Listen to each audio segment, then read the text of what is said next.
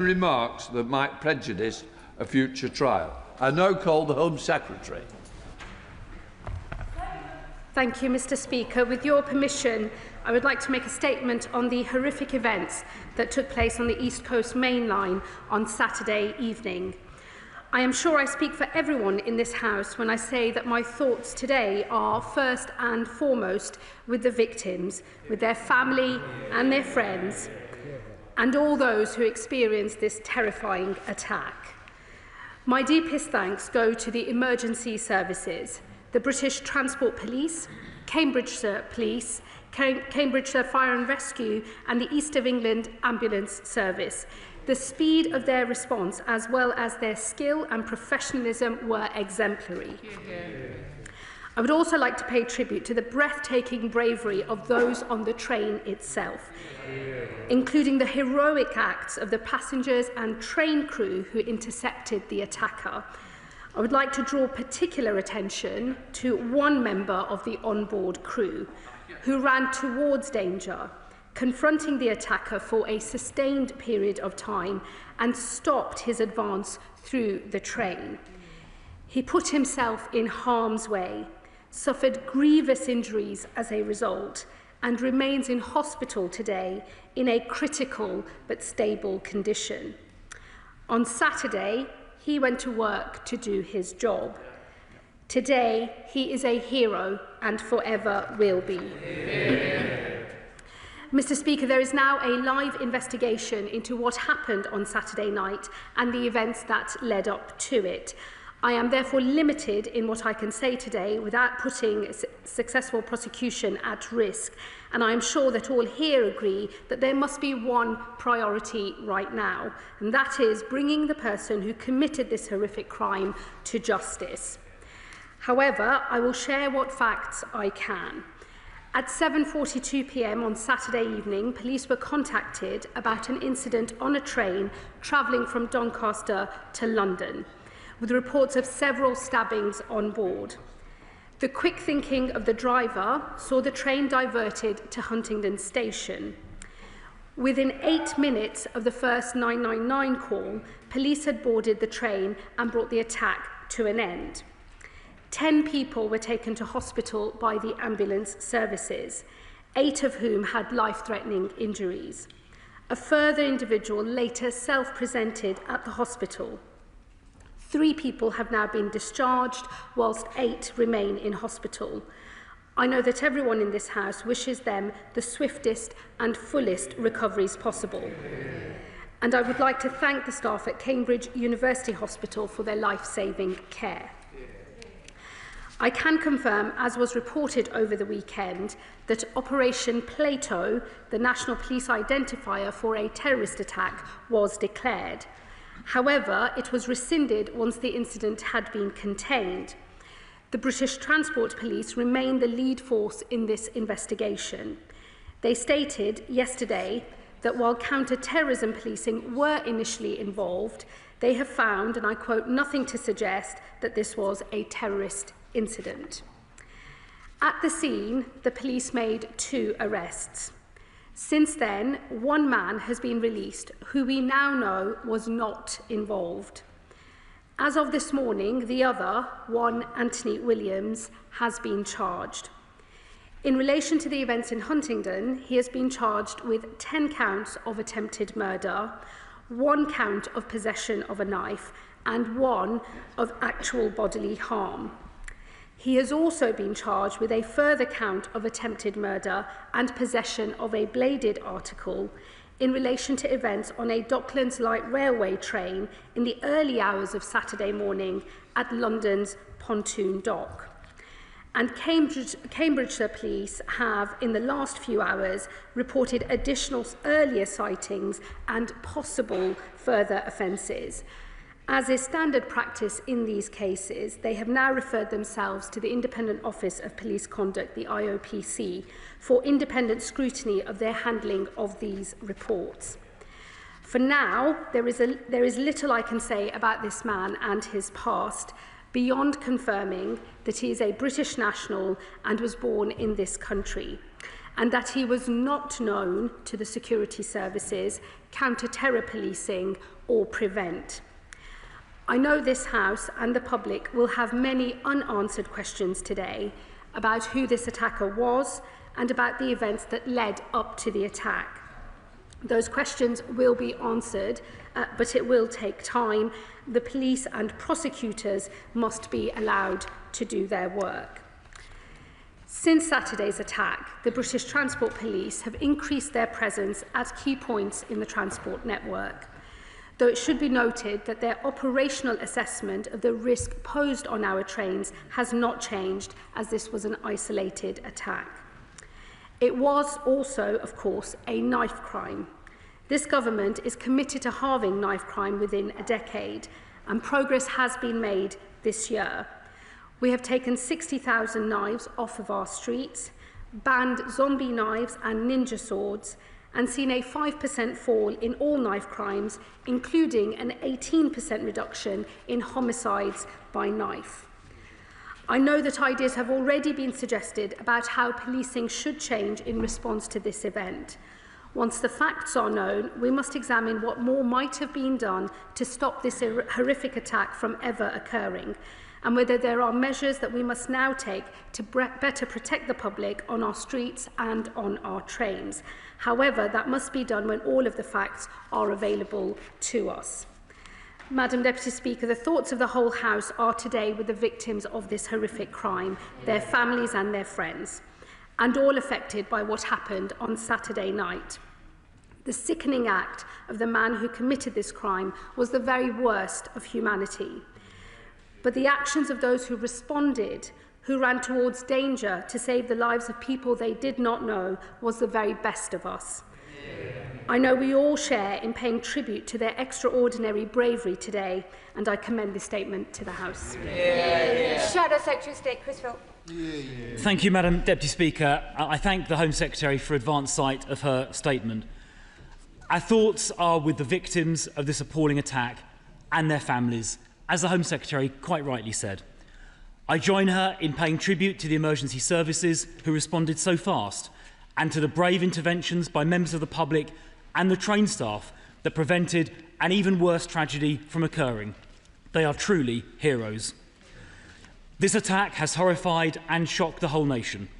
People simply travelling by train were indiscriminately attacked. The horror the passengers experienced will likely stay with them forever. Anthony Williams has now been charged. As the Home Secretary said, he had been involved in previous incidents in Peterborough, and in the early hours of Saturday morning was also allegedly involved in an attack on the Docklands Right Railway in London. Will she confirm, as I've been told, that police in London knew Williams' identity following that? And if so, were Cambridgeshire police informed so they could track him down? In essence, I'm asking, were there any opportunities to have prevented this from occurring? The Home Secretary said that Williams was not previously known to the security services, counter-terrorism policing or prevent. Can she also tell the House if Williams was previously known to the police more widely or to mental health services? Mr. Speaker, this all comes just weeks after a murderous Islamist terror attack on a Manchester synagogue and just days after the horrendous murder of Wayne Broadhurst by an Afghan asylum seeker, both using knives. Although homicide has thankfully fallen by about 15% since 2010, and as the Home Secretary said, knife crime has fallen in recent years, every homicide and every knife attack is one too many. I saw, together with the Police Minister, the grief this causes at the funeral of a 15-year-old girl, Eliane Andam, murdered in Croydon just over 2 years ago. So, speaking in general, not in relation to this incident, does the Home Secretary agree that knife crime and knife homicide are still too high and we must do yet more? Does she agree that more knife crime offenders should go to jail? This is important because when offenders are in jail, they of course can't attack the public. Does she agree we need to ensure more people who carry knives, especially where they use them to threaten others, are jailed? I know of course there are pressure on prison places, but by deporting more of the 10,000 foreign nationals in prison, we could create more space. Madam Deputy Speaker, we also need to take more knives off our streets, and that means we have to dramatically increase the use of stop and search. A study this year by Professor Lawrence Sherman, the Met's former Chief Scientific Officer, found that raising stop and search levels in London to 2011 levels would lead to a 1/3 reduction in knife homicide.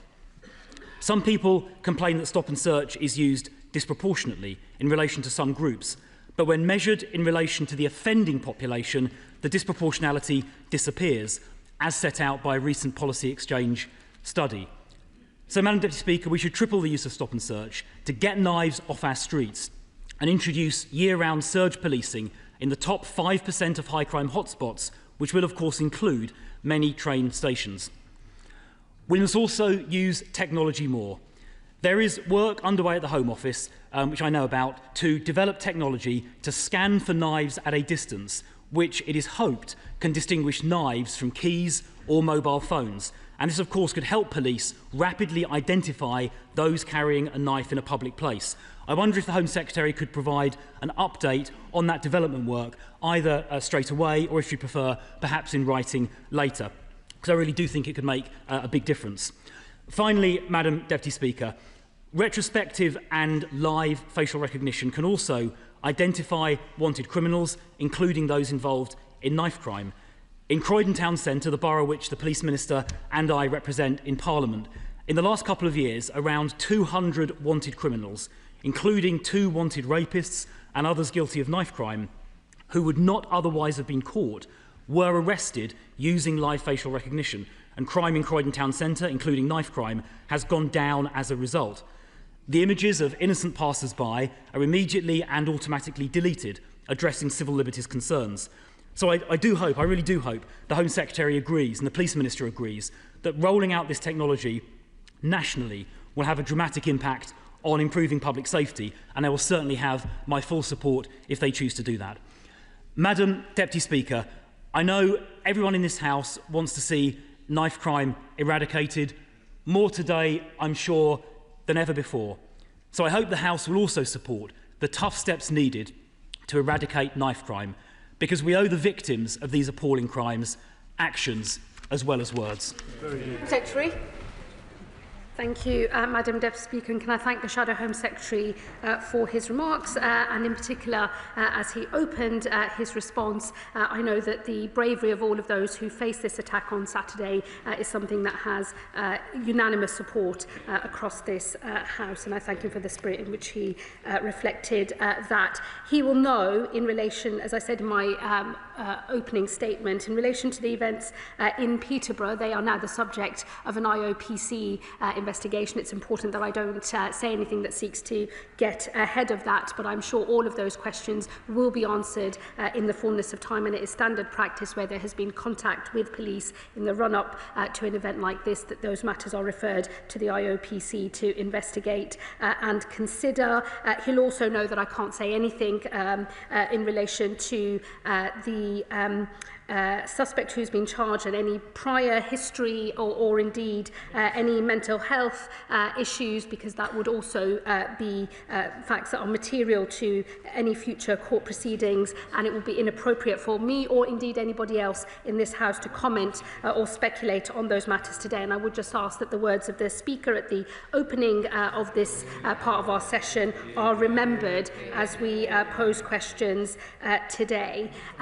I agree with him that knife crime is far too high. This government is impatient to do everything it can to eliminate knife crime. It's why we've set ourselves an ambitious target, and we're pleased to have made some progress, though I agree with him that there is still much more to be done. And I hope on knife crime in particular, instead of playing politics across this House, where there is consensus, we are all able to work together in the spirit of trying to bring down the scourge of knife crime in our country.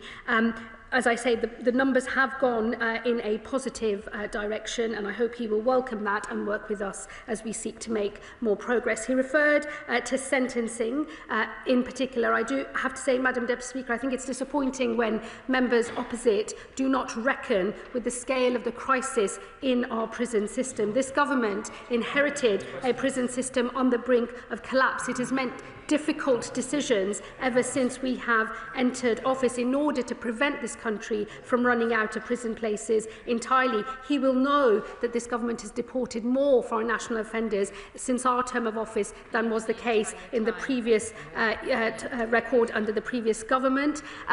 Despite deporting record numbers of foreign national offenders, the scale of crisis in the prison system means that there are still more prisoners coming into the system than there have been places, and it is important, therefore, that the sentencing reforms are seen in that context. He will know, though, that it is the case that those who are in possession of a knife and who have been using that in a threatening manner do attract, the majority of those people do attract reasonably lengthy prison sentences. When we know more about the circumstances of this particular case, we will know if there are other lessons for us to draw and other areas of policy for us to consider. He referenced stop and search and he, I think, lamented the issues around disproportionality. I hope I'm not putting too much of a spin on his remarks. I would just gently remind him it was a former Tory Home Secretary in the first 2010 to 15 Parliament that started speaking about disproportionate use of stop and search powers and changed the rules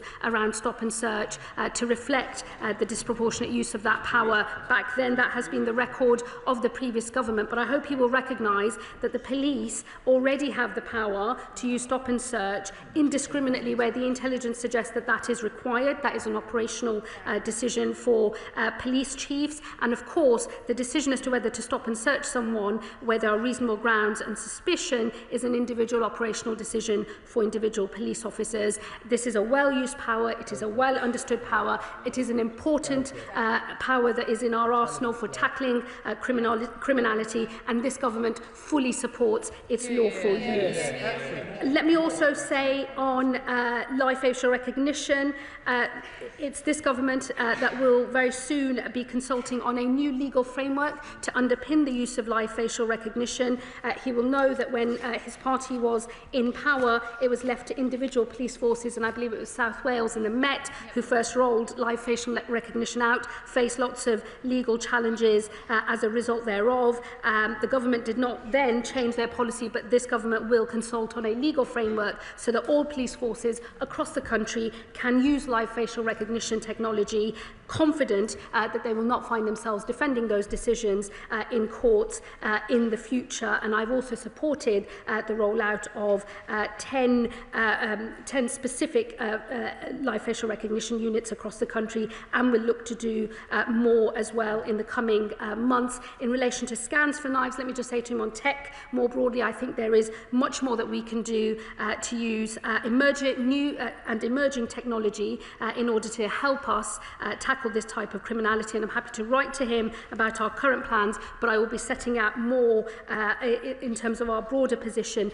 in the coming weeks. Madam Deputy Speaker, knife crime is a terrible, terrible crime. It claims far too many lives in our country. It is important that we keep doing everything we can to bear down on the damage that knife crime causes and provide pathways for those who get caught up in the carrying of knives.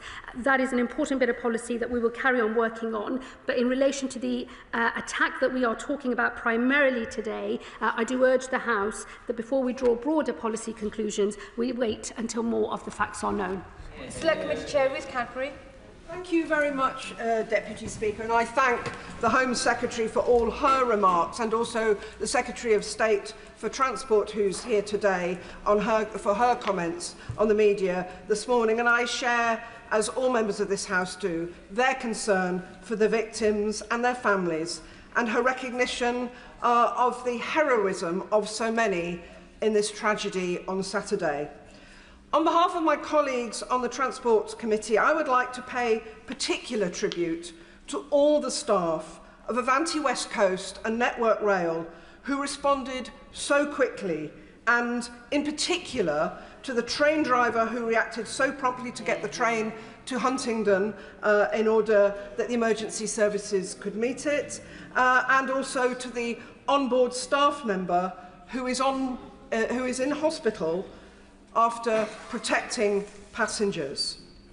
Now, I know that people may be nervous of travelling by train now, and I thank the work the government and the police services have done to ensure additional police presence at our rail stations, as I saw at Waterloo as I came on my way in here earlier.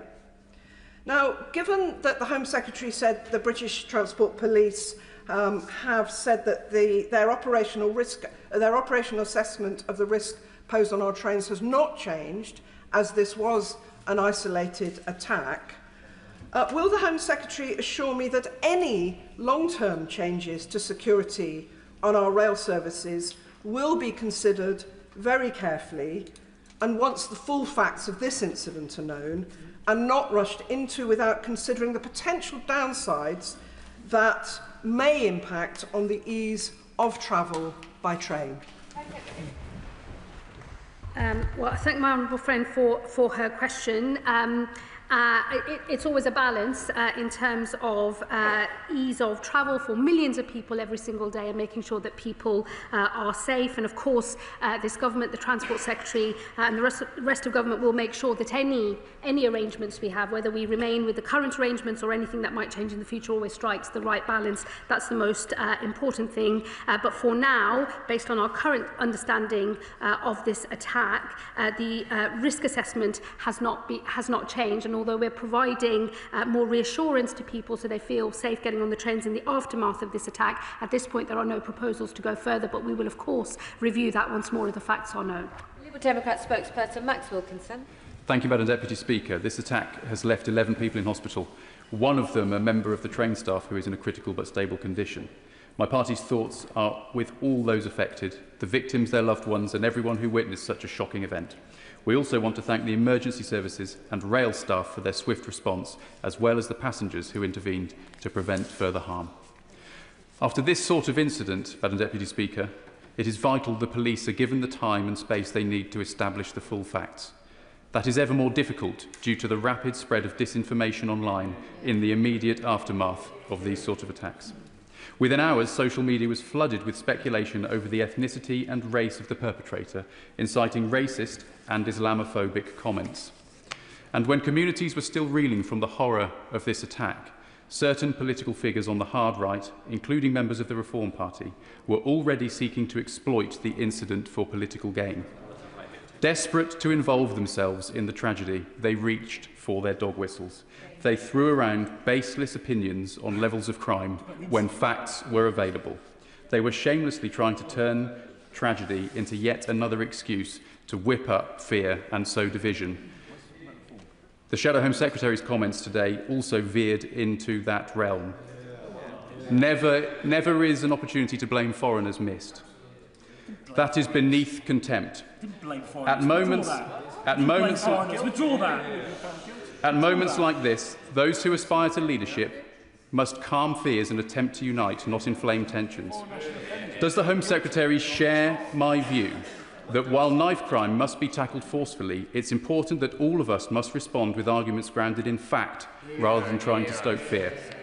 Can the Home Secretary confirm whether the government holds data on violent incidents involving knives or sharp instruments where 3 or more victims were harmed in a single incident? If so, what is the trend over the past 2 years or any other time frame the Home Secretary has data for? And finally, the Home Secretary has said that the individual was not known to anti-terror police or Prevent. But when the facts are known, will she confirm that proper lessons will be learned about individuals who may pose a risk, be it as a result of mental health issues, an obsession with extreme violence, or other relevant factors?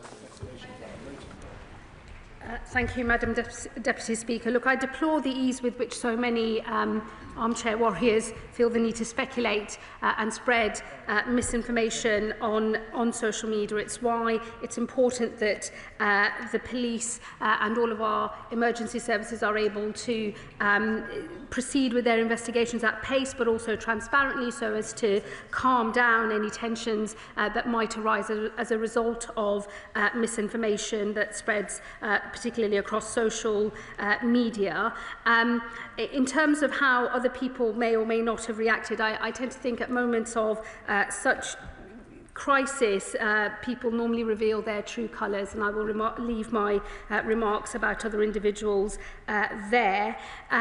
He is right that knife crime must be tackled forcefully. As I said in my earlier remarks, we've seen an 18% decrease in murders by knife. I will make sure he receives the further stats that he mentioned, but as I said earlier, the data in relation to knife crime is going in a better direction, but I, like others in this House, am impatient to see more change more quickly, and I hope he will work with us on a cross-party basis on all measures needed in order to do that. And of course, when all of the facts around this case are known and understood, I will ensure that any lessons that there are to be learned will be learned and will be acted upon.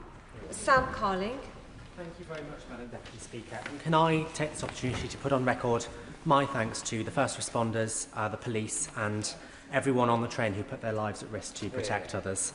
So many people from the communities I represent in both Peterborough and Huntingdonshire have written to me today in absolute fear, shock and confusion at how this can happen so close to home, particularly after we found out this morning that the charged individual is from my constituency. And I've had constituents really worried as well and alarmed about these reports over the last few hours that the offender may possibly have been involved in further incidents in Peterborough and London. So will the Home Secretary join me in calling for community cohesion following this incident and also ensure that a full investigation takes place into those possible other offences? Well, I thank my honourable friend, and I can only imagine how terrifying it must have been for his constituents and those in neighbouring areas to hear news of this horrifying attack.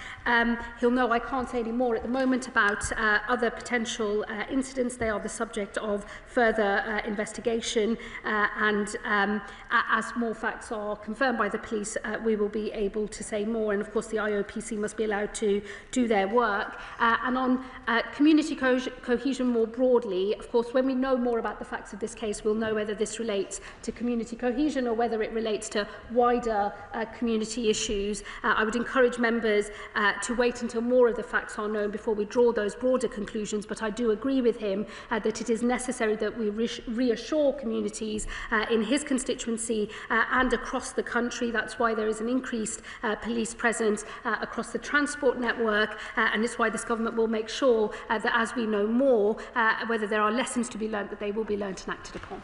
Ben Obsijekti. This has been a difficult and challenging weekend for Huntingdon. My thoughts are with the victims of this terrible tragedy, to the LNER crew member whose heroic and selfless actions, placing himself in harm's way, saved lives at the cost of his own safety, and who remains in a critical but stable condition. To the other 4 victims who remain in hospital with stab wounds, and to the 4 who were discharged yesterday, as well as those who bore witness to the attacks and will still be processing their own experiences. I would like to place on record my praise for the emergency services response to Cambridgeshire Constabulary, whose unarmed response officers and firearms officers were able to place Anthony Williams in custody within 8 minutes of receiving the 999 call. To Cambridgeshire Fire and Rescue Services, our Air Ambulance Services and to the East of England Ambulance Trust for their incident response and for getting the casualties to Addenbrooke's Hospital. Also to the train driver, Andrew Johnson, and signalling staff, whose speed of thought in moving the train onto the suburban line from the high-speed line meant that the train could make the unscheduled stop at Huntingdon, a decision that curtailed the attack by several crucial minutes, allowed the police to apprehend the suspect and undoubtedly saved lives. The swift action of all those involved prevented a horrific attack from being far, far worse.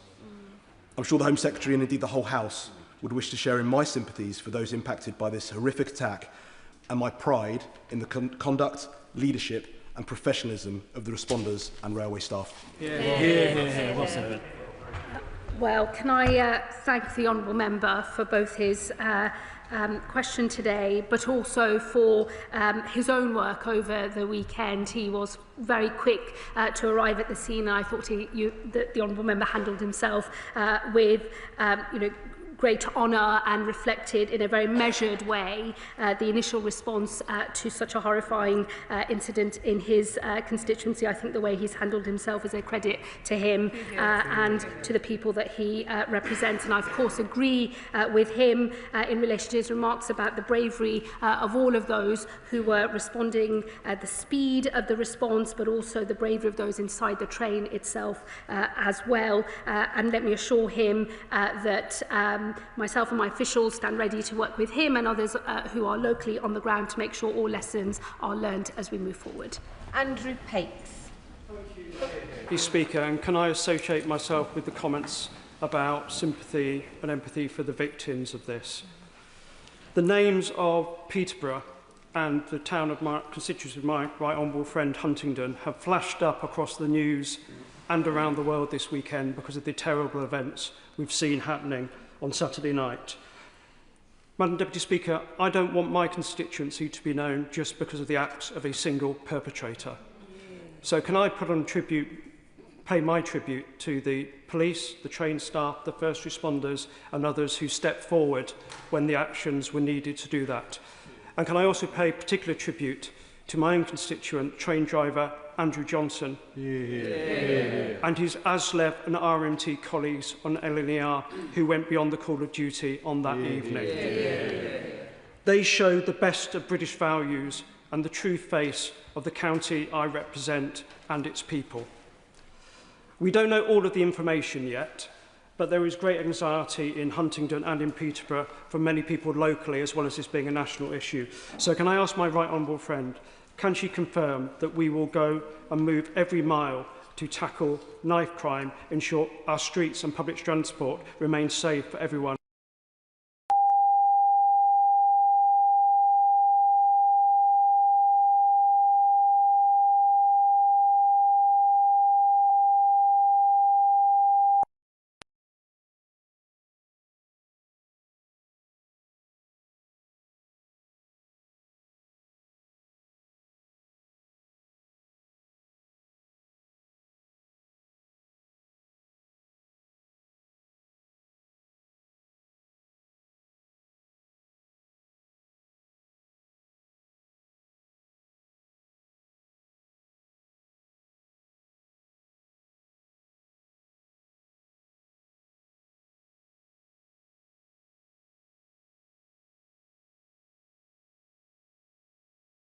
And they reacted with immense bravery and undoubtedly saved countless lives.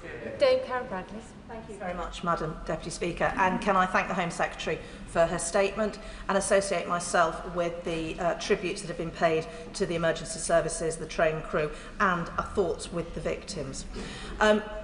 When we have more information, I'm sure my committee will want to look at what actually happened and learn lessons from it. But can I draw the Home Secretary's attention to our current inquiry on new forms of radicalisation? And can I ask that if there are things that come out of this inquiry that are relevant for my inquiry, my committee's inquiry, that we make sure that we learn those points and include them as soon as possible? Well, can I thank the Chair of the Home Affairs Select Committee for the points that she has just made, and I look forward to working with her closely as we learn more of the lessons once all the facts in relation to this case are known. She is right more broadly, Madam Deputy Speaker, that we are seeing many new forms of radicalisation in this country and across Europe and North America in particular as well. And it is important that we are always stress testing and challenging the response that government has to tackling those new forms of radicalisation. It will need a change, I think, longer term in our understanding of what motivates serious violent behaviour, and I'm sure that is work that she and her committee will continue with, and I pledge to work with them as we try to tease out more answers to these particular problems. Florence Shalami. Thank you, Madam Deputy Speaker, and I want to associate my remarks with everyone who's made powerful tributes to both the train driver, the staff and members of the public, and I think this demonstrates why it is really important for us to have more than one person on the train. The train guards play a vital role in protecting passengers. My constituency is home to both Vauxhall and Waterloo, busy mainline stations. In under 6 weeks, we're going to have millions of people travelling on the public network service coming home for Christmas. Those people need to be reassured that train travel is an efficient and good way in terms of travelling across the country. My honourable friend, the Home Secretary, mentioned that there will be additional resources across the network for the next few weeks. Will that go on into that busy Christmas period? And this is an issue which obviously covers with the Department for Transport. There is the strange funding mechanism for the British Transport Police, and transport geeks will know that it's actually funded by the industry, not directly from the Home Office. But as we take on more control of the public network and the train service, this will fall onto the government. Is this an area that the Home Secretary and the Transport Secretary will be looking at and making sure we've got a funded, fully funded British Transport Police to protect people travelling on public transport? I thank my honourable friend for her question. The first thing I would say, Madam Deputy Speaker, is thankfully incidents as we saw on Saturday are very rare, and our train system is generally speaking very safe, and millions of people use it every day without incident. So we have a strong base, I think, to build on. But of course, given what has happened and the horrifying nature of the attack and the indiscriminate way in which victims were stabbed whilst on that train on Saturday, it is important, I think, that British Transport Police have made that decision to increase police presence across the railway network. It's an operational decision for them as to how extensive that is and how long that goes on, but we have a very good working relationship with British Transport Police. I've been very impressed with their response to this attack. I've been working very closely with them over the weekend. I do pay tribute to them and all of their officers, and I will be led by British Transport Police in terms of the operational decisions that they are making. On the wider policy questions that she raises, as more of the network is nationalised, I will of course pick up those conversations with the Transport Secretary. Charles. Deputy Speaker, more generally on knife crime, isn't there a disconnect though between what magistrates are able to do? For example, under the Restriction of Offensive Weapons Act, somebody can get a custodial sentence, let's say 51 weeks, and yet under the government's current sentencing bill, there will be a presumption that a 12-month custodial sentence will not be required. So I just wondered what the Home Secretary might do to try and get around that, to ensure that the magistrates do have more powers, more sentencing powers, given that, yes, possession of a knife is not the use of a knife, but clearly the one so often, sadly, does lead to the other. So there's clearly a legislative disconnect, and I hope the Home Secretary will look at that. Thank you. Well, can I thank him for his question? He will know the average sentence for threatening with a knife is actually more than a year. It's around 15 months. It wouldn't be caught by the presumption in the current sentencing bill. I would also say to him, it's a presumption within the sentencing bill, not a blanket ban on sentences of under 12 months. There is still discretion for judges in all cases, and the bill does set out the circumstances in which that presumption can be overridden. It will always be a matter for the independent judiciary based on the facts of the case in front of them. Start by joining others in expressing sympathy to all those who have been affected. My thanks to the emergency services, the members of the public who got involved, and of course that train crew who acted heroically to protect their passengers. The Home Secretary will understand that there is given the developments today and her statement on the incident in East London in Pontoon Dock in my constituency, there's a great deal of anxiety and fear amongst my constituents of West Ham and Beckton. I'd like to place my thanks on the record, my thanks to the police for their engagement this afternoon with me.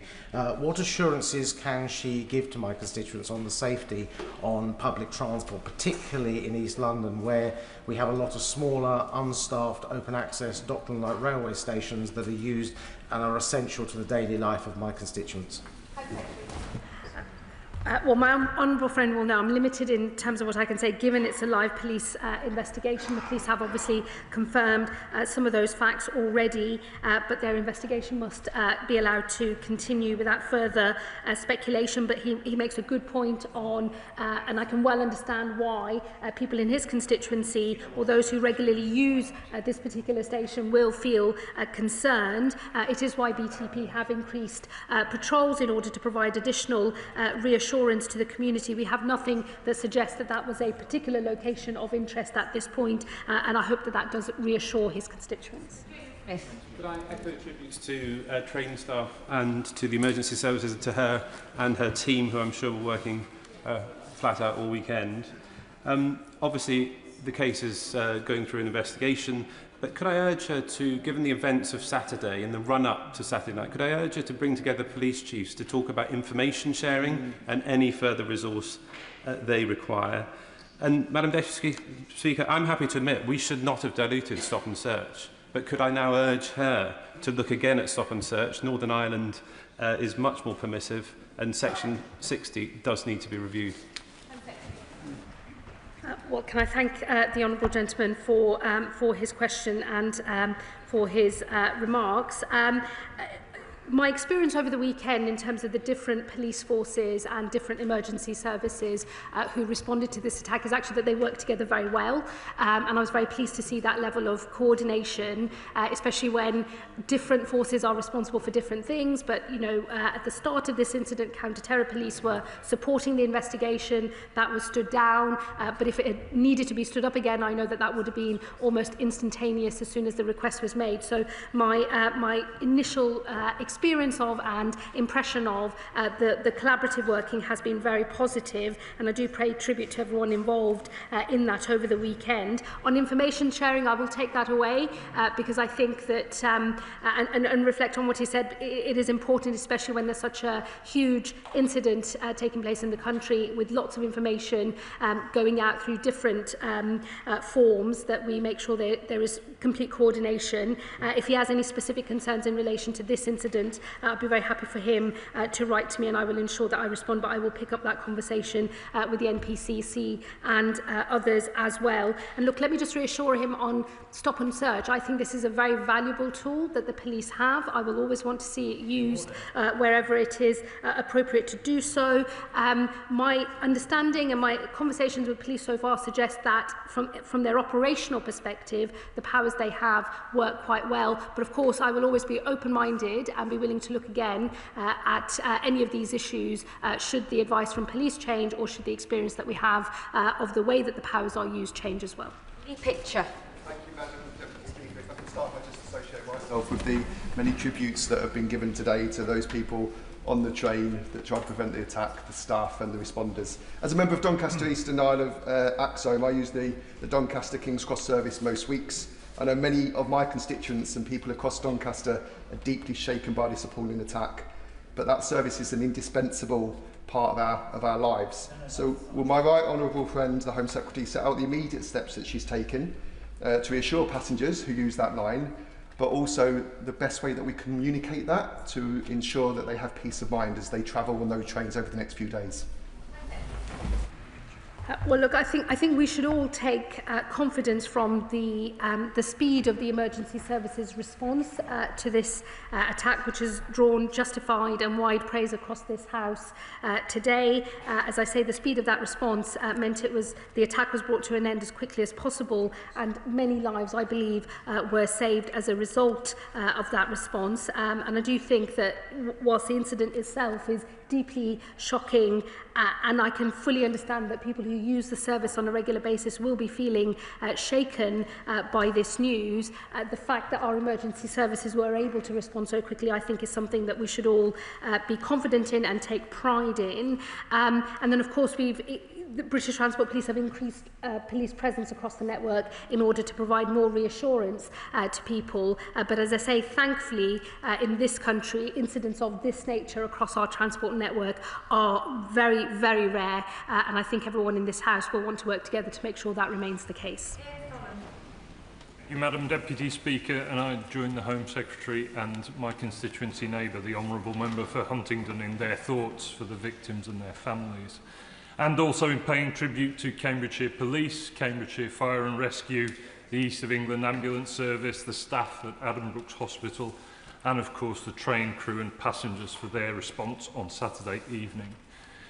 Now, while respecting the ongoing investigation and the IOPC process, can she assure the House that the extraordinary bravery and professionalism demonstrated by all those involved in containing this incident and providing life-saving care will be properly recognised in due course?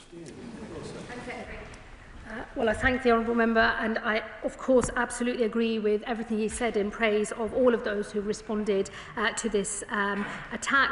I will make sure that once we are through court proceedings and the full facts of the incident are known, there will be an appropriate moment to be able to thank all of our emergency services and the brave passengers in an appropriate way when the time is right.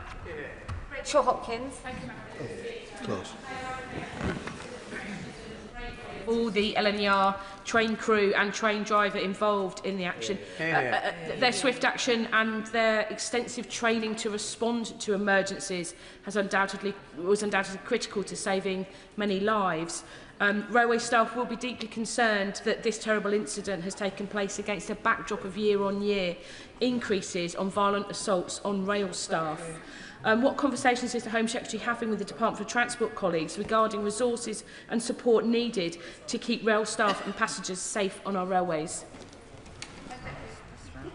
Well, I know that from my conversations with the Transport Secretary over the weekend, these are issues that are very much on her mind. And of course, there is crossover with those of us in the Home Office, but primarily the responsibility sits with the Transport Secretary. I will make sure that she gets a fuller response to her question, but she should rest assured that in this government, we recognise that assaults on any of our public sector workers are unacceptable, and the government will always do everything it can to stamp that out. Barclay. Madam Deputy Speaker, could I join my fellow Cambridgeshire MPs in the tributes they've made? The Home Secretary, in her statement, indicated she was receptive to the deployment of facial recognition at railway stations. Could she clarify on the current timeline, what's the earliest date that would be deployed more widely? And given some of the early lessons coming out of this case, what scope is there for the government to accelerate that timeline? Well, the consultation that I referred to in my earlier remarks in terms of the legal framework for much wider use of live facial recognition will just be in the next few weeks, so that's all but upon us. I referred to the funding for 10 new mobile units which has been made available, and British Transport Police is preparing a pilot of live facial recognition technology at selected railway stations in London. It will run for a period of 6 months. The exact dates will be public in due course, and I will make sure we write to him with those when they are decided. Thank you, Madam Deputy Speaker. With LNER headquartered in my constituency of York, I have written to David Horn, the Managing Director, to offer my support to him and pass on my best wishes to his crew. I also want to put on record my thanks to the signallers who made it possible to shift the train onto the line, who are also based in my constituency of York. Last summer, I sought to amend the Crime and Policing Bill with an amendment to provide greater protections for transport staff in the light of the increased risks they are facing. With the bill about to enter committee stage in the House of Lords, will the Home Secretary look at my amendments again and ensure that we do provide those protections for transport staff? Friend, I'll happily discuss with her the content of her earlier amendment, and even if not accepted for the bill, I'll ensure that the policy question that she's raising is picked up by our colleagues in the Transport Department. We are running out of time, so I'll ask the questions to be short and, of course, the answers as well. Stephen Gethings. Madam Deputy Speaker, can I put on the record our best wishes to the victims and our thanks to the emergency services and railway staff who did a remarkable job. I know she can't comment on the case in particular, but one concern that I have is around the speculation and disinformation that is rife on social media. Can she make it her job to maybe have a conversation with the social media companies, because that kind of speculation does no service to the victims or to the police who are pursuing this issue? The most important thing is that official sources of information are able to be as transparent as quickly as possible, so the vast majority of this country that doesn't just get its news from social media knows what is happening. Of course, there'll be a role for the Online Safety Act in future as well. Sir. Thank you, Madam Deputy Speaker, and I do thank the Secretary of State for her statement and for bringing it to us so promptly. I use LNER every week to come to this place, and I always knew the staff were great, but I didn't realise they were heroes. And I think the response we've seen from both the staff and the public on the train really was the best of Britain. But I think the response of social media was absolutely shameful, if I'm honest. Absolutely shameful. And it shames us as a country, actually. Yeah. But LNER does connect Edinburgh South West to destinations north and south. And I'm sure my residents will be really pleased to hear what they are looking at facial recognition on the transport network, because I think it's incredibly important. But if I can talk about knife crime more generally, in June the government gave a commitment to look at round-tip knives, the manufacture and sale of them, and hopefully mandating that. Is the Home Secretary able to give us an update on this? And I'm sorry for putting her on the spot. We'll be publishing a knife crime strategy very soon. What I would say about rounded top knives is I understand the reason why some people think that is part of the solution. I will, of course, consider all of the evidence, but in the end, we have millions of normal kitchen knives available, and so we've got to do a much better job on all of the other areas, such as prevention. Julian Lewis. Very briefly, Madam Deputy Speaker, when the Home Secretary is undertaking lessons learned and recommendations for the future, will she look into the question as to whether there is any protective equipment or even disabling equipment of a non-lethal nature that could be issued to staff for use in such an emergency? Thank you. Well, we'll know that tasers were deployed to bring this incident to a close on Saturday. But let me assure him, even if it's not part of the wider lessons learnt from this case, once all the facts are known, I will, of course, take under consideration the points that he has made. Nav Mishra. Thank you, Madam Speaker. Madam Speaker, my thoughts and prayers are with the victims of this brutal attack, and of course my tribute to the amazing courage and bravery of the train crew, but also the first responders. Like my friend from Vauxhall raised, I have serious concerns about the funding arrangements for British Transport Police. So can I encourage my right honourable friend, the Home Secretary, to work with the Department of Transport and the Secretary of State for Transport to make sure that the funding arrangements for BTP are good going forward? Yes, I agree with my honourable friend of the vital role that BTP plays. Their funding for this year is actually 6% higher than previously. They have a hugely important role, and I'm sure the Transport Secretary will do everything she can on the funding front. Clennis Meddy. Mine and Plaid Cymru's colleagues' thoughts are with everyone affected by this appalling attack. They're also with the train driver, crew and staff whose quick thinking and decisive action helped protect many from the worst of outcomes. Will the Secretary of State join me in expressing gratitude for their bravery and for showing us all how crucial the presence of officers and sufficient staffing is to our public safety? Surveillance can help catch criminals, but staff on the ground saves lives. Here, good question. She makes a very good point, and it is undoubtedly the case that the staff on the ground in this incident saved lives. Neil Duncan-Jordan. Madam Deputy Speaker, and can I echo the Home Secretary's comments earlier and the tributes paid in the House already. She will know, though, that the British Transport Police is facing an unprecedented funding deficit that threatens the safety on our railways. There's currently 8.5 million shortfall, with the threat to nearly 300 jobs. Will she therefore meet with the Transport Secretary to discuss how we can fully fund the BTP as a matter of urgency? Well, I would repeat that the BTP for year 25-26 have been awarded £415 million, which is an increase of almost 6% this year, and I'm sure the wider funding issues are something that the Transport Secretary is considering. Eastwood. Madam Deputy Speaker. I also want to pay tribute to those who were on the train, the staff and the first responders, as well as members of the public. Could I also ask the Home Secretary to consider comments made by the Right Honourable Member for Staffordshire Merlins in terms of the new ways of radicalisation? The previous Home Secretary also referenced this at the dispatch box, and I will be very keen to hear her views on it. Thank you, Madam Deputy Speaker. The Honourable Lady is absolutely right to raise the issue of the wider forms of radicalisation that we are now starting to see in this country. She should rest assured I will ensure, even if it's not relevant to the specific lessons to be drawn from this case, that is very much on the minds of all of us in government as we seek to meet the scale of the new challenge that we face. Paul Davies. Madam Deputy Speaker, I fully support the remarks made by the British Transport Police Deputy Chief Constable Stuart Cundy that the heroic actions of the LNER staff member undoubtedly saved lives. At a recent meeting with the TSSA, they raised concerns about policing budgets and the unique pressures facing the British Transport Police. What discussions has the Minister had with the Treasury to ensure a fair funding settlement, one that safeguards their operational capacity and ensures the continued safety of passengers across our network?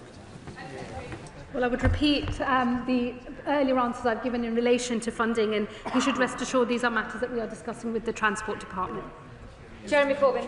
Thank you, Madam Deputy Speaker. In her review, will the Home Secretary undertake to look at the very serious problem of some trains operating without any staff on at all, some very busy trains with insufficient staff on, and hundreds of stations all over the country, particularly in the evenings, with no staff on at all, where the public are obviously, travelling public, are obviously very vulnerable and at risk? Can we pause driver-operated only trains and look at the issues of safety for the public as a whole?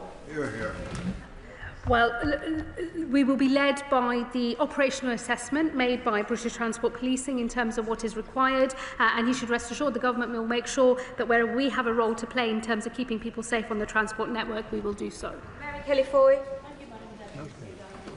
First thoughts are with the victims of this horrific attack. The RMT union has called for urgent meetings with the government, with police and the industry to ensure that we have the strongest resources and procedures in place to protect staff and passengers. Can she confirm that the Department for Transport and the Home Office will facilitate these meetings as soon as possible? Well, I can assure her that myself and the Transport Secretary will, of course, be discussing all and any lessons to be drawn from this incident, and that there will be a cross-government response that meets the scale of the challenge that we face. Adam. Madam Deputy Speaker, does the Minister share my deep concerns that when heinous incidents like this occur, certain political commentators and sadly certain politicians race to set the narrative behind such attacks as ethnicity or faith-based, or ideally both, rather than focusing on the key crime indicators like socio-economic deprivation, disintegration of youth services, addiction issues, lack of funding for our police force, or lack of mental health support facilities?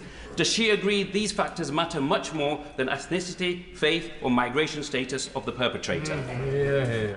Well, I think he's getting rather ahead of what facts are currently known about what lay behind this particular attack, so he'll understand if I refrain from making broader conclusions about the motivations here. I think it is important, learning the lessons of what happened after the Southport attacks, that government moves quickly and that police move quickly to make all shareable information available to prevent the spread of disinformation and potential public disorder.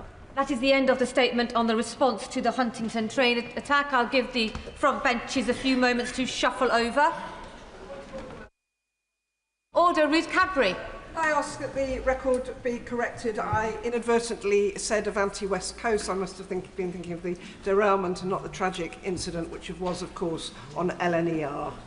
Thank you so much for correcting. Now duly on the record. Please seated. Is it really a point of order, Jim Shannon? There isn't. In my constituency of Strangford today in Portavogie, a young man was killed in a knife attack. And I think perhaps maybe in order for mention that there, and perhaps the House would join me. Mr. Jim Shannon, that is very important, Mr. Jim Shannon, but we cannot continue that statement. It is now concluded. Point of order, Chris Phillips. Very briefly, I think the Home Secretary may have misheard me during my question. I was saying that I was not concerned about disproportionality of stop and search, because when you compare it to the offending population, there is no disproportionality, and I was encouraging further use of the tactics. I wanted to make sure the Home Secretary had heard and received that message. The Home Secretary has most definitely got that on the record.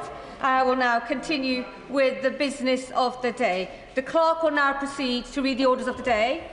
Public Office Accountability Bill, second reading. Now, Prime Minister to move second reading. Thank you very much. I beg to move that the bill be now read a second time. Before I come to the bill, Madam Deputy Speaker, I want to put on record in this House my own tribute to the police, the first responders, and in particular to the heroic actions of both the driver and members of staff on board the Doncaster to London train, where such a vile and horrific attack took place this weekend. We all share in the revulsion of this shocking incident, but there's no doubt that their collective action, their brave action, saved countless lives, and I know the whole country is grateful for that. Madam Deputy Speaker, 36 years ago, 97 men, women and children went to a Liverpool football match in Sheffield, an FA Cup semi-final, an occasion of joy, and they never came home to their families. Madam Deputy Speaker, I invite the House just to reflect on that simple statement of fact, what that might feel like. Nearly 15 years ago, when I was Director of Public Prosecutions, I met many of the Hillsborough families during the independent panel led by Bishop James Jones. I will never forget what they told me, their testimony, painful to tell, painful to hear, including the testimony of Jenny Hicks, who told me how she and her husband drove their 2 teenage girls to the game that day, and they had to drive back later with an empty back seat. Every single story, every single experience, painful to the core, unimaginable to the core. And so, Madam Deputy Speaker, before I come on to the bill and the contents of the bill, I want to begin this debate with a simple acknowledgement, long overdue, that the British state failed the families and victims of Hillsborough to an almost inhuman level. But, Madam Deputy Speaker, those victims and their families, their strength, their courage, their refusal to give up, a determination no matter what was thrown at them, to fight for people they'll never know or meet, to make sure that they never go through something like this again. They are the reason we stand here today with this bill. They are the reason why it will be known as the Hillsborough Law, and they are the reason, Madam Deputy Speaker, why we say clearly again what should have been said immediately, that their loved ones were unlawfully killed and that they never bore any responsibility for what happened in Sheffield that day. And we say it from this dispatch box today. Because, Madam Deputy Speaker, the entire country knows what happened next. You know, we often call Hillsborough a tragedy, but it's more than a tragedy, because the disaster was not down to chance. It was not an accident. It was an injustice. And then further injustice piled on top when the state subjected those families to endure from the police lies and smears against their loved ones, while the central state, the government, aided and abetted them for years and years and years. A cover-up by the very institutions that are supposed to protect and to serve. And, Madam Deputy Speaker, it is nothing less than a stain on modern history of this country. And yet, can we truly say that Hillsborough was an isolated example? No. Because there's also the Horizon scandal, Grenfell Tower, infected blood, the grooming gangs, Windrush, and more besides. And Madam Deputy Speaker, we should also be blunt that there's a pattern common to all these scandals, that time and again the British state struggled to recognise injustice because of who the victims are, because they're working class, because they're black, because they're women and girls. That is the injustice that this bill seeks to correct, and I hope it commands the support of the whole House. Yeah. I will. Most grateful. Would you agree there are a couple of things missing from this otherwise excellent bill? The first is an acknowledgement of the role that the media played in covering up many of the wrongs that happened. And the second is a national oversight mechanism, something that will ensure that when recommendations are made, that they are carried out. I'm grateful for the intervention, and of course we must acknowledge the role of the media and others played in this. This was a cover-up at so many levels. And in relation to oversight mechanisms, I don't think this bill is the place for that, but I do agree with the proposition that where there are inquiries, there needs to be a better way of ensuring that there's follow-through on those inquiries. I will. The Prime Minister has listed a litany of scandals where there has been cover-up. Would he reflect and include in that the Chinook disaster, where there has been repeated attempts to cover up the truth, the state of the aircraft that was sent out that night, in which we lost so many valued members of our intelligence service? Isn't that something that now a wrong that now needs to be righted? For raising that. This bill is obviously intended to deal with all of the situations where there needs to be a duty of candour, with consequences if that isn't adhered to. So I'll just make some progress. I will take further interventions. So, Madam Deputy Speaker, let me now turn to the bill itself, and first of all to the duty of candour. There are three parts to this. First, a new statutory duty of candour. Mr. Speaker, Madam Deputy Speaker, at the Hillsborough Independent Panel, Bishop James Jones found that over 100 statements by junior police officers have been deliberately altered to remove evidence unfavourable to the South Yorkshire Police. 100 statements have been deliberately altered. Madam Deputy Speaker, I don't think there's anyone in this House who could possibly disagree that we must never let anything like that ever happen again. It is a disgrace, and the bill before the House will tackle it. I'll give way. Shannon. Can I commend the Prime Minister and Government for bringing this bill forward? I think it enheartens us all to see the content of it. Does the Prime Minister not agree that with the rise of social media, there is more public scrutiny than ever before and less trust in the institutions? The bill and the Prime Minister's outlining is an opportunity to begin that journey of restoring public trust, and we must be mindful that nothing less than accountability can be acceptable. The public understands that mistakes can be made, but they cannot and should not forget when cover-ups take place. His intervention, and the bill, the legal provisions to ensure this can never happen again as a matter of law. But I've been clear, and I've said to the families on a number of occasions, it's the culture as well that has to change. The culture has to change. So the bill is the architecture, but the culture has to change of the state. Yes, of course. I'd like to thank him for giving way. Charlotte Hennessy, whose father, Jimmy Hennessy, was unlawfully killed at Hillsborough, has had conversations with the Prime Minister where he has assured her that the law does not need to be watered down and will be delivered in its entirety. She's in the chamber today. Will he make that promise in this House today? Absolutely. I made that promise. I looked the families in the eye. I made that promise and I meant it. And I say it again from this dispatch box, this bill will not be watered down. This is such an important orchestrating of the relationship between the state and its citizens. It will not be watered down. I'm very pleased to be able to affirm that from this dispatch.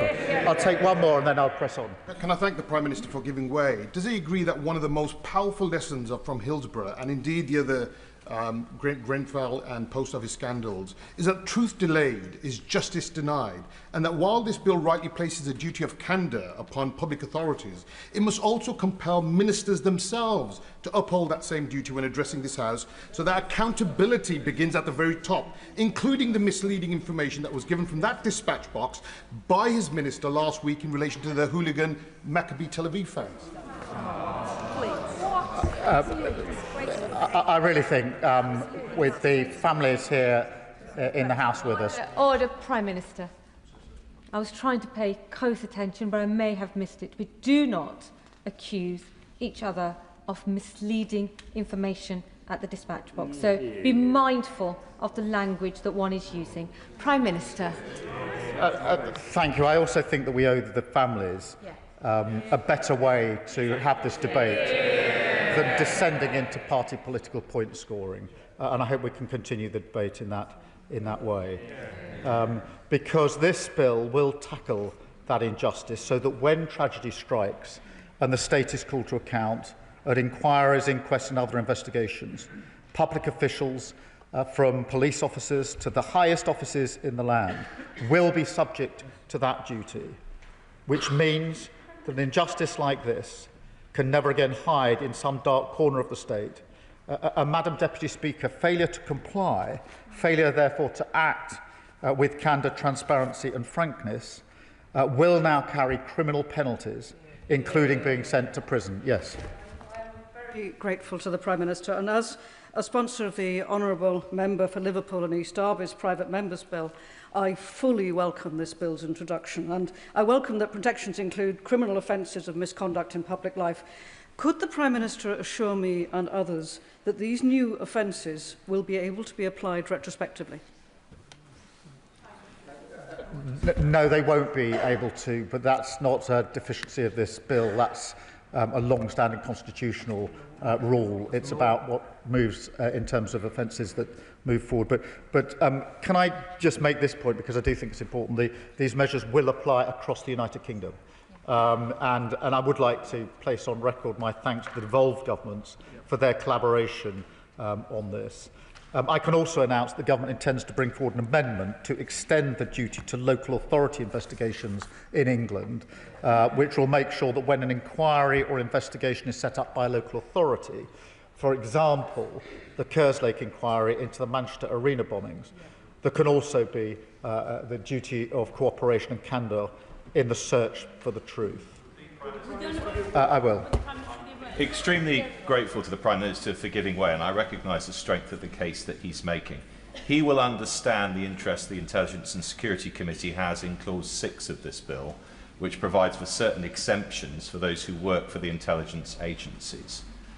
What it then says is that those people should report internally within their organisation information that may be of use to an inquiry or investigation. Would he give some thought to how the government might develop the concept of what then happens to that information, about which the bill is broadly silent? And he will understand that many will be concerned to ensure that when information is reported internally within the intelligence agencies, it nonetheless finds its way to those who should have it, in order to make a reassurance of what the government is seeking to achieve, I think, more broadly in this bill. Thank you for that intervention. Obviously, a lot of thought's been given to that particular issue of the security and intelligence services. What the bill, therefore, does is to be clear that the duty applies, but has a different way of applying it. And I think that gets the balance right. And obviously, there are various national interests and public interests to protect in so doing. I will give way. Very grateful to the Prime Minister for giving way, and I congratulate him and thank him for bringing forward this bill. This represents an epic struggle by the Hillsborough families, and they're to be much admired and praised. But this will extend beyond this, as the Prime Minister has said. Can I thank him on behalf of the families who suffered great loss under the auspices of the Tees Eskin Weir Valley NHS Trust, Christy Harnett, Nadia Sharif and Emily Moore, as they were lacking that duty of candour when those terrible tragedies struck. And I hope that he can give consideration to a full judge-led public inquiry, because they are in search of truth, justice and accountability. Well, I thank him for that intervention, and just for his reassurance and for the reassurance of the House and for the families and all the others affected by these scandals. These are provisions in a bill, they're clauses in a bill, they will soon be sections in a piece of legislation. But they're more than that. They're a changing of the nature of the relationship of the state and its duties to its people. And that is so important. Yes, this is the legal architecture, but something much bigger than this has to be put in place. I will take this intervention and I'll come behind. I thank the Prime Minister greatly, and I welcome this bill. Could I ask him to reassure me and my constituents that those organisations which are contractors to public authorities and public bodies are covered by the provisions of this bill as well, because it's important that where responsibilities defrayed to other bodies, that they too are captured by the clauses in this bill.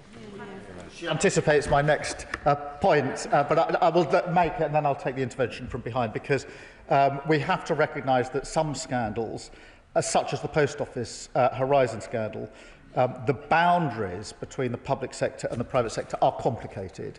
And Clause 4 in this bill applies the duty to some private bodies for that very reason, in answer to her question. In particular, those delivering public functions, those with relevant health and safety responsibilities, as well as relevant public sector contractors. So in the Home Office, in the Post Office case, for Jitsu, for example, for that very reason, because we have to recognise that it's blurred, and we need to make sure that the duty extends appropriately. Yes. I will. No, I'll give way here. I'm grateful to the Prime Minister for giving way. He knows that for over 2 decades, the legal system failed to provide truth and justice to the Hillsborough families. And it was only a non-legal process, the Hillsborough Independent Panel, that finally set things right on the road to truth, justice and accountability. Does he see any prospect, therefore, of us including in the legislation at a later stage provision to ensure that the Hillsborough Independent Panel type process can be offered to families who are involved in future disasters to try and circumvent this long-standing failure of the criminal justice system and the justice system to offer truth and accountability quickly to families? I'll start by thanking her for her work and campaign on this over many, many years. And she makes a really powerful point about the independent panel. I first met Bishop James Jones 15 or plus years ago now, and I genuinely think he was amongst the first to listen properly, knowing what listening means, to those that were giving evidence to his panel, which is why he was so well received and respected in the report that he made, and we will certainly give consideration as to whether panels of that like in future can serve a useful purpose. I'll take the other intervention. I thank the Prime Minister for giving way, and he's been very generous in taking all our questions. And I want to congratulate him for introducing this particular piece of legislation.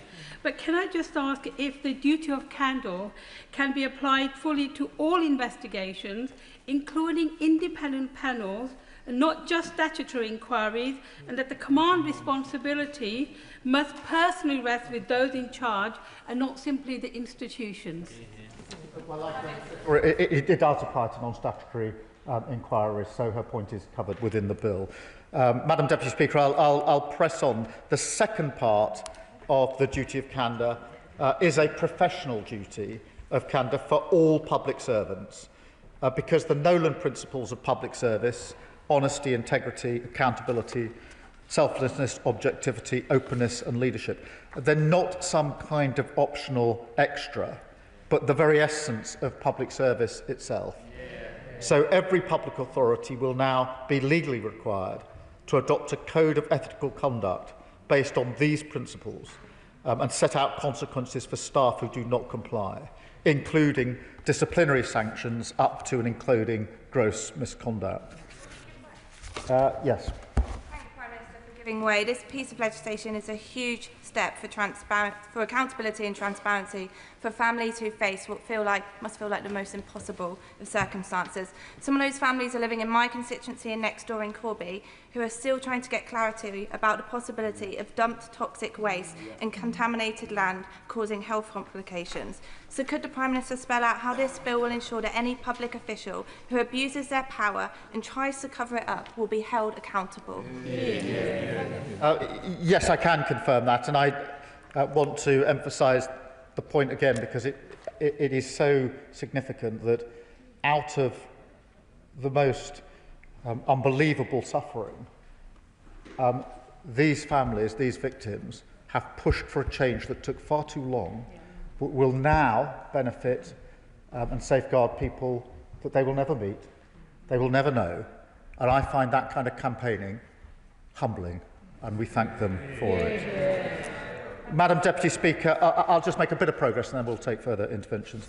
Finally, in relation to the duty of candour, it's underpinned by a new criminal offence of misleading the public, which is aimed squarely at public servants who willfully mislead the British people in a reckless, intentional or improper way. Cases like Hillsborough, where lies and dishonesty from the state grievously harmed the very people it was supposed to serve, and that must never happen again. But, Madam Deputy Speaker, the bill is not just about the duty of candour itself, because anyone familiar with how justice failed families and victims must also recognise that the lack of parity in our legal system played a significant role. I remember Margaret Aspinall, who I met many years ago now, who's with us today, telling me that she had to scrape together every last penny for legal representation, including the money paid out by insurers for the death of her son, James, who at the time was pretty much the same age as my son, who comes to football with me. That's what she had to do, and we have to recognise that injustice piled on the other injustices. Yes, of course. I'm very grateful to the Prime Minister, and can I also join those across this House in welcoming this important legislation and welcoming and aligning myself to all the points the Prime Minister has made. Will the Prime Minister also join me in paying tribute to my honourable friend, the member for Liverpool West Derby, for his tireless campaign to push for this law to reach the statute books? Hear, hear. And the Prime Minister is absolutely right. Grieving families have faced the might of the state alone, forced to crowdfund lawyers while public bodies hired whole legal armies. Does he agree that by guaranteeing legal aid at the inquest we can finally end those David and Goliath battles for justice once and for all? Hear, hear. Well, can I absolutely extend that tribute to the member for Liverpool West Derby, who I think was at the game and has campaigned tirelessly in this place and beyond this place to help us get to the position today where we can introduce this bill. So I do pay tribute to him. I'm very pleased to do so from this dispatch box as we introduce this important legislation. I'll just make some progress and I will come to the honourable member. Because, Madam Deputy Speaker, on the question of parity, what happened and happens in so many cases is that families either have to scrimp and try to find the money for legal representation or have none. And what are they met with at inquests and inquiries? The Hillsborough families were met with this. The working people who have had to save for justice, they were met time and again by armies of state-funded lawyers, the deep pockets of the state taxpayer money harnessed for the explicit purpose of fighting against justice. So this bill aims to correct this inequality. So justice and the state serve all, with a new duty on public authorities to engage lawyers at inquest and inquiries only where necessary and proportionate, and to ensure that their representatives behave with the sensitivity and respect that victims and their families deserve. Madam Deputy Speaker, the bill will also ensure that no bereaved family has to face an inquest alone, with the largest expansion of legal aid in a decade, granting access to free legal aid for all inquests where the state is an interested party. so that working people like Margaret and the Hillsborough families will never again be faced with such inequality on legal representation, or, as in many cases, simply left with none. I will take the intervention, I promise. I thank you, Madam Deputy Speaker, and I thank the Prime Minister.